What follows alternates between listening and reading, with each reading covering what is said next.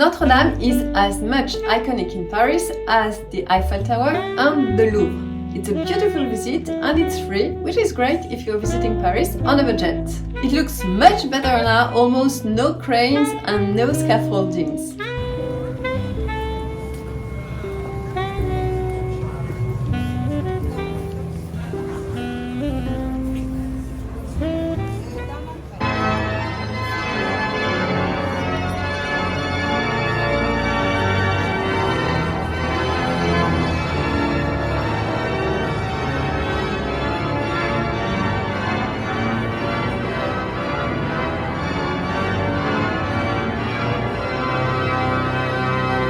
Bonjour, my name is Blandine and I am a big fan of Paris, and for 80% of my life I've lived in or around Paris, and as a kid we've been brought several times to the top of the tower of Notre-Dame. Notre-Dame, it's reopened, it's beautiful, its history is a roller coaster, and if you need to prepare for a visit, let me share tips with you here today. Of course, I will be only sharing about architecture, art and history here. Let's begin with some tips to visit.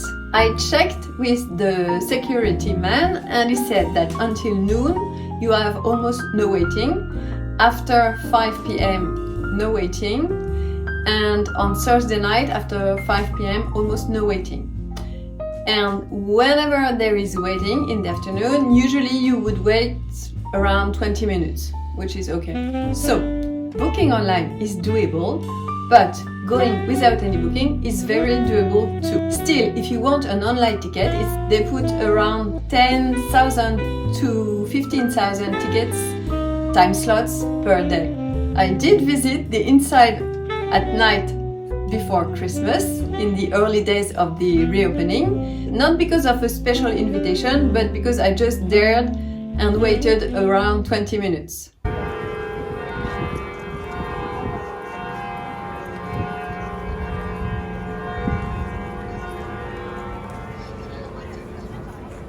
It was a quick wait listening for the bells with the special vibes of December. And then I did visit it again the day before yesterday to see it in the daylight. I wanted to see the beautiful rose in daylight. So many people were enjoying the brightness of the renovated Notre-Dame.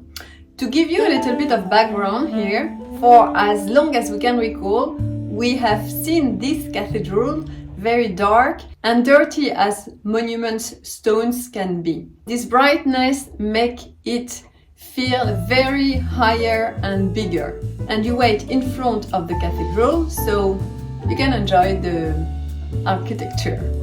By the way, security outside and inside is very nice and welcoming. So it's free, of course, for no excuse you should buy a ticket. The visit of the Treasury is a small paying visit inside Notre-Dame, but you only will have to pay the ticket inside of the cathedral, in the northeast side of the cathedral, but more on the Treasury later. So, that being said, is the visit of the cathedral worth it? Of course it is, it's beautiful. The architecture is incredible. The original architecture was already incredible, but the renovation of the craftsmen in 5 years is also very astonishing. So let me give you a little bit of architectural explanations here, even if I don't want to overwhelm you with numbers, but still, the height under the nave roof is 43 meters, 141 feet. The total interior area is 5,800 square meters, which is 51,000 square feet. The diameter of the north and south rose windows is 13 meters, 42 feet. When we were kids, we were drawing those roses like mandalas with the compass. In Notre-Dame, you have 113 windows, whether at the start in the 13th century or when it was renovated in the mid-19th century, the cathedral has always been a place of architectural innovation as far as shapes and techniques are concerned. To prevent collapses, they lightened the walls, pierced large openings, placed buttresses and flying buttresses on the facades, and intersected the ribs of the vaults. These techniques each require great mastery. Les gargoyles, are decorative elements, and their function is to protect the walls from rainwater. They often take the form of fantastical and frightening animals. The main entrance is as the west facade. Its construction took 50 years. It measures 69 meters with the towers that happened to be never finished. Believe it or not, I never noticed that the towers could have been such because they had not been finished. In the middle of the facade, above the three portals, you'll see the Gallery of Kings. It's 28 figures illustrating the 28 kings of ancient times. The interior architecture rises on 3 levels, illuminated by large stained glass windows, and the Gothic style, as we said, is characterized by its ribbed vaulting. The quality of the stained glass in Paris, in Notre-Dame, demonstrates the significant financial investment made in the construction of the cathedral back then. 29 chapels were added in the 13th century, surrounding the interior of the building. For the towers, the summit could be reached with 422 steps, and I did go up as a kid. It's not reopened. I hope they will reopen it in the near future because the view from there is gorgeous. The tower housed the bronze bells, and the biggest one is called Le Bourdon. It's the famous one. Altogether there are 20 bells, and they weigh between 2 and 3 tons each. They indicate the time by the number of strikes, and the spire of Notre-Dame dates back to the 19th century and was added by the architect Eugène Viollet-le-Duc. And so it's at a height of 96 meters, which is 314 feet. At the time, it was an architectural marvel too. The roof structure of Notre-Dame was also known as the forest due to the number of wood beams. It collapsed in the fire of 2019, leaving the entire roof exposed to the open sky, and before that, it was one of the oldest roof structure of Paris. Speaking of renovation, this renovation was amazing because as much the work and the money came from all around the world to make it back open in 5 years of work. Worldwide generosity was impressive. 340,000 donors from 150 countries donated 846 million euros. Throughout the reconstruction period, an exhibition showcased the arts and crafts involved. Even the great organ was saved, but had to be completely dismantled and cleaned. The cockerel, the roaster sculpture that was thought to have melted in the blaze, had been found the day after the fire on the roof walk, and it's now dedicated to the people who renovated Notre-Dame.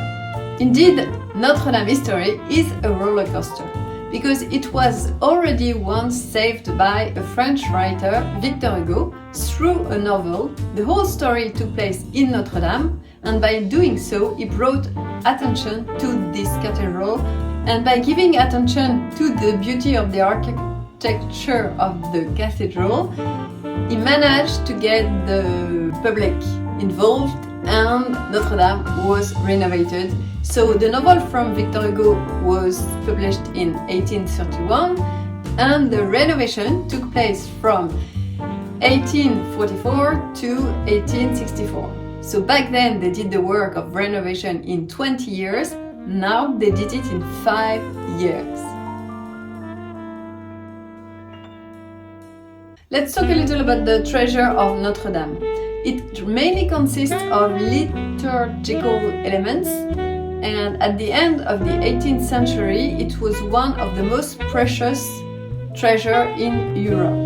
It then completely disappeared during the Revolution. The items were scattered, sometimes reused to create other art or jewelry, and then the treasure was reconstituted. I would say it's more a visit dedicated to art as per the religious art, and it's also a visit more dedicated to religious symbols, and it's a paying visit, it's 12 euros. Before the reopening in 2024, we also had another exhibit in Paris at Les Gobelins showing pieces of Notre-Dame already being repaired. We also see a piece that I had no clue it existed, and this was this big huge carpet, which is incredible. Another small but funny interesting visit when you are at Notre-Dame is the visit of the small museum which is under front of Notre-Dame. In the 19th century, excavations revealed the pre-existence of an old church built in the 4th and 6th century and demolished so they could build Notre-Dame. So by visiting the crypt, this little museum, you would be in the early stage of Paris. Now, an interesting fact about Notre-Dame is that the monument belongs to the state, whereas everything inside belongs to the church system, including the treasures. On the forecourt in front of Notre-Dame, you will also find le point zéro des routes de France, which is the kilometer zero mark for all French roads and highways. Another fun fact is that the bells all have names. I don't remember the names. If you want to have a picnic, you can picnic in a small tiny square just crossing the river, and in this tiny, very little tiny park, the Square Viviani, you would find the oldest tree of Paris. And if you were looking for a very good bakery, you can walk like 3 minutes and I'll give you the address of this delicious bakery. Of course, Notre-Dame is a very touristic visit and in a very touristic location. But I found a quiet coffee shop inside an hotel.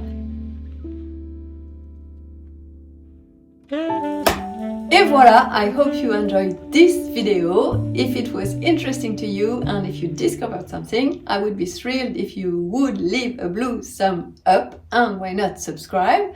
Until next time, thank you for your time, enjoy Paris! Et voilà!